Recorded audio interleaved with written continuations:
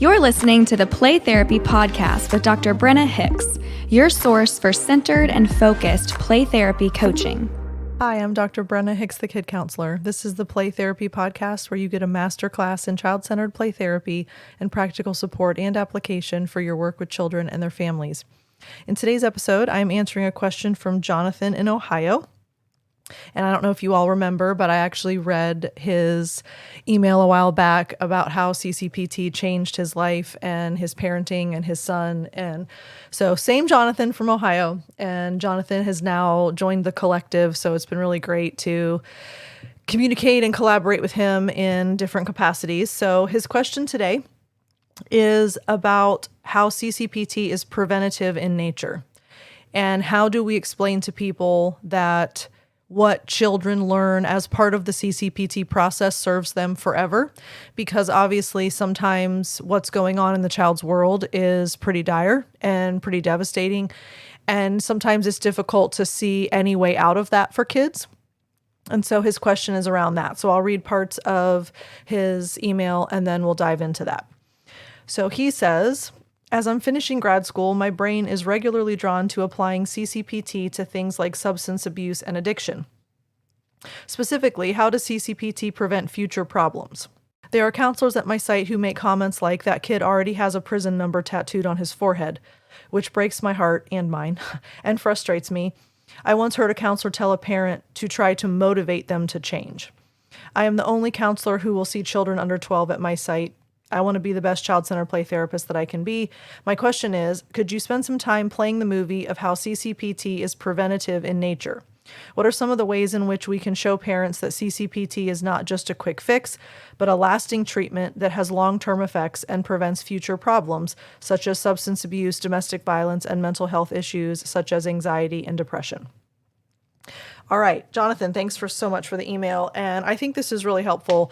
We often are fighting an uphill battle. I've been talking about that a lot in some of the discovery calls lately and some of the coaching calls. We are always swimming upstream, fighting an uphill battle because everything about society is quick fix mentality. So not only is it, quote, fix my kid, meaning parents do not understand their role and their responsibility in the health and wellness of their family, but then it's also, what can we do that will just take care of this problem right now? And CCPT is constructed differently. It's structured differently. It just has a totally different approach. And we need to be able to effectively communicate that to parents and even to other stakeholders, because often schools are putting lots of pressure for a quick fix.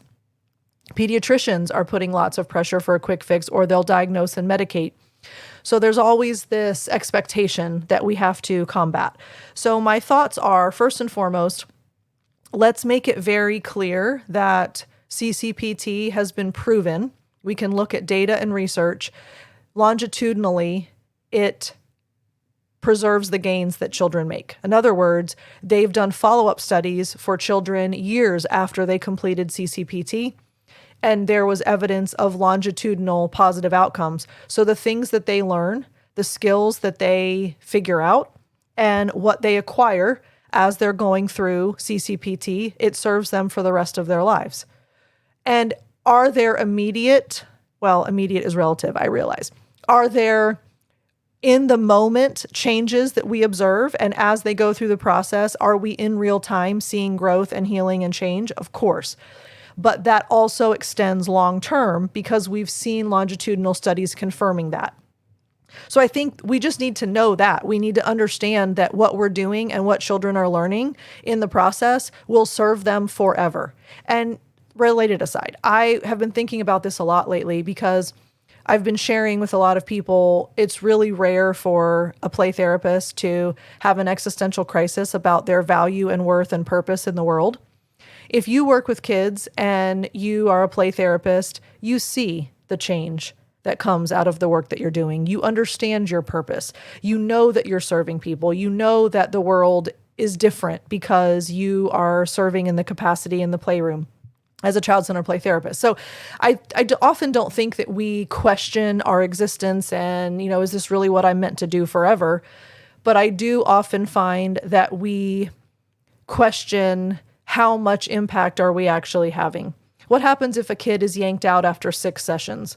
What meaningful change did that really bring? If a child doesn't complete the entire course of treatment, was that really that helpful? If a parent just bails because we didn't effectively articulate why we're doing what we're doing, we put that on ourselves and we feel like that was somehow a failure. But I think about the ripple effect. And I think about how every single time a child walks into our child-centered playroom, that is a gift. It is a special environment and a special relationship with special autonomy and freedom that they don't have anywhere else. And even if it's one visit, I've had kids that come for one visit and never come back. And that used to really crush me and break my heart. And I felt so bad for the child. And I felt like I had maybe done something that I shouldn't have, or I should have done something that I didn't, or whatever. And now all of a sudden I'm at this point in my career where I'm like, that child had that hour and that was a gift. There was calm, there was peace, there was stability, there was predictability, there was unconditional love, there was unconditional acceptance. There was this sense of you get to do whatever you choose to do. And whatever you need to do, it's what you're going to do in here. And so I think that often what we have to realize is even if we don't get the outcomes that we were hoping for because of attrition or because of circumstances or whatever the scenario is, there are still things that that child will remember and take with them forever. They might have an absolutely chaotic, frantic, crazy life, but for however many hours they spent with you in a playroom, they got a respite from that. So don't lose sight of the difference that you're making and the ripple effect that that has. A long time ago, I heard, I think it might have been in a book, I don't know, but I heard the analogy that if you've lived in a shack your whole life, you don't realize that it's a shack until you see a mansion. And so I think about that a lot. And I think to myself, if a child has ever only known chaos, dysfunction, toxicity, craziness, instability, whatever the circumstances are in the child's world. And sometimes it's not even that severe. Sometimes it's they've only ever known yelling. They've only ever known spanking. They've only ever known conditional acceptance. They've only ever felt judged and criticized.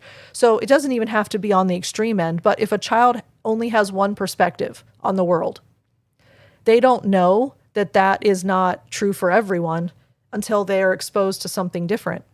So when they come into the playroom and they see the way that we look at them, the way we speak to them, the way we interact with them, the conversations that we have, the aura, the tone, all of it, it's awareness. And there's a ripple there because now I know that I'm living in a shack and mansions exist. So I think those are really helpful things to keep in mind, kind of as a side note to the actual question. Jonathan, I promise I'm getting back to your question. Okay, so now let's talk through playing the movie of how it's preventative in nature. So we know that there are longitudinal gains. That's where we started. Now let's talk about if we're going to focus on the issue, which flies in the face of all things CCPT, right? Focus on the donut, not the hole. So if we're going to focus only on the problem, I use the analogy to parents, that's putting a Band-Aid on a gaping wound. Your child is aggressive. So if we were to address, I'm air quoting, address the aggression, because that's nonsense, but you know what I mean. So we're going to do a worksheet about deep breathing, or we're going to do a mindfulness CBT exercise with a 7-year-old, or we're going to talk about how anger is a monster that lives inside, whatever. Oh my gosh, I can't even conceive of what you would do directively with a child. I'm struggling here, y'all. But you're going to put a, quote, Band-Aid on a gaping wound. We're going to address this one moment in time, single scenario of aggression. When the child is aggressive at 7, they're going to have a different manifestation of behavior with the same root cause at 9. But we might have, quote, addressed the aggression at 7, but it was a Band-Aid. The gaping wound was never healed. And therefore, there's going to be a new iteration of that later on down the road. So there is no quick fix. And the beauty of CCPT is that it develops an internal locus of control. So I'm taking ownership and responsibility for my well-being. I am addressing the things that I need to work on, Does aggression eventually get addressed when a child goes through CCPT? Yes, but aggression wasn't the problem. It was a likely lack of emotional vocabulary. It was likely lack of emotional IQ. It was likely lack of self-control and self-regulation. So there are all of these root causes that show up as aggression. So if all we ever do is address the aggression, whatever gets addressed at the lower levels and the cause and the root, it doesn't. So internal locus of control says I'm taking ownership and responsibility for my actions, for my decisions, for my behaviors, for my choices. And I know that there are outcomes associated with those issues. So that's a huge step right there, because if someone in a child's life, quote, addresses the problem with them, that person is responsible for the change. That doesn't come from within the child, it comes from without. But an internal locus of control is where self-actualization begins, because it's, I want to be a better version of myself. I want to not be aggressive. I want to be kind and obedient. I want to be regulated. Remember, no child, actually no human, but specifically no child stays stuck in maladaptive coping or maladaptive patterns of behavior. No one wants to stay in a dysregulated state. So when we understand that, we're able to see internal locus of control creates change. That is the catalyst. And then how do we present this? So Jonathan, you asked playing the movie. Well, let's start with the easiest, which is the 4 universal outcomes. We know that regardless of the reason why the child begins the therapeutic process, regardless of their presenting issues, regardless of the root causes, they're going to gain 4 universal outcomes. If you all don't know what they are by this point, I'll pop quiz you. Then you'll be forced to think about them. Okay, what are your 4 universal outcomes? I'm sure you're screaming them at me. So we have increased regulation, we have increased self-esteem, we have increased worldview, and we have increased emotional vocabulary. So think about that. If a child gains those 4 things, it sets them up for the rest of their lives. They understand their feelings, they can identify them and communicate them. They understand how to control themselves. They are more regulated across the board. They understand that what they choose to do at any given moment impacts other people. That's worldview. I can't do whatever I want and think that I can do that in isolation. There's greater impact there. And then finally, increase self-esteem. I feel better about myself. I trust myself. I know that I'm capable. I know that I'm competent. And I know that I can handle things. If every adult in the world had those 4 things and nothing else, we would be better for it. So just that is worth the CCPT process for kids long term. And I want to end with this. We think about the circumstances in which a child happens to find him or herself. We have no control over those circumstances. We have no control over the situation. We have no control over the way they're parented, what they've gone through, what trauma they're exposed to, what goes on with their day-to-day existence. None of that is something over which we have control. So what we realize about the CCPT process is those things may never get better. I mean, ideally, we would love to think that they do, right? Parents get it, they make changes, they get on board, they get over their addictions, they stop the abuse cycle, they go to therapy themselves, whatever. I mean, there's ideal world, right? Where things do get better at a familial level. But we can't guarantee that, and we can't bank on that. So we know that circumstances may not change for a child.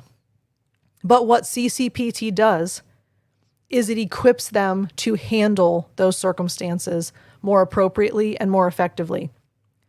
Because if you think about the 4 universal outcomes, you think about an internal locus of control, and you think about long-term healing.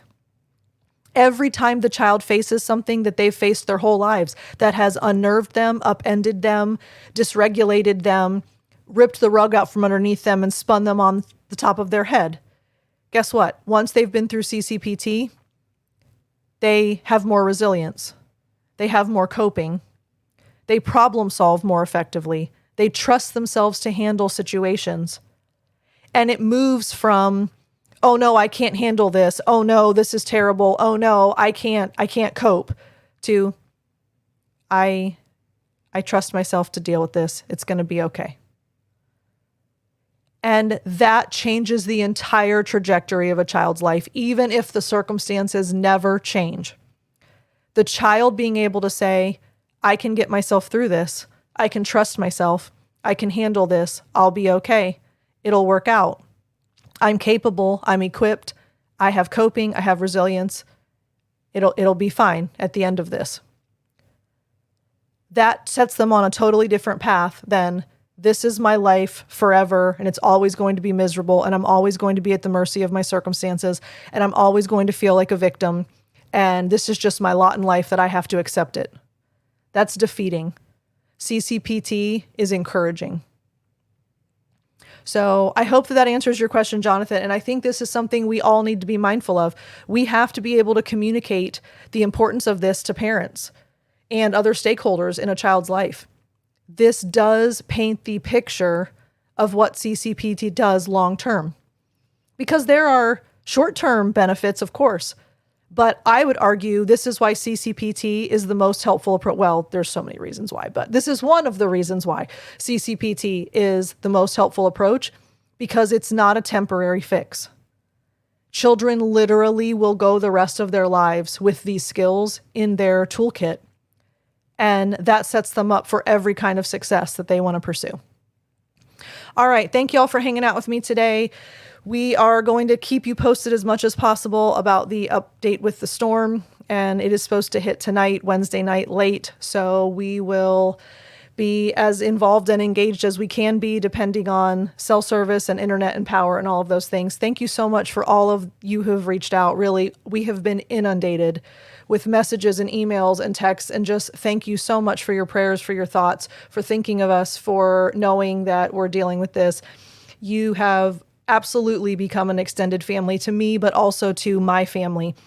My husband and son are very aware of all of you and your thoughts and prayers. So huge, huge thank you. Here's a big hug through the airwaves. Love y'all. We'll talk again soon. Bye.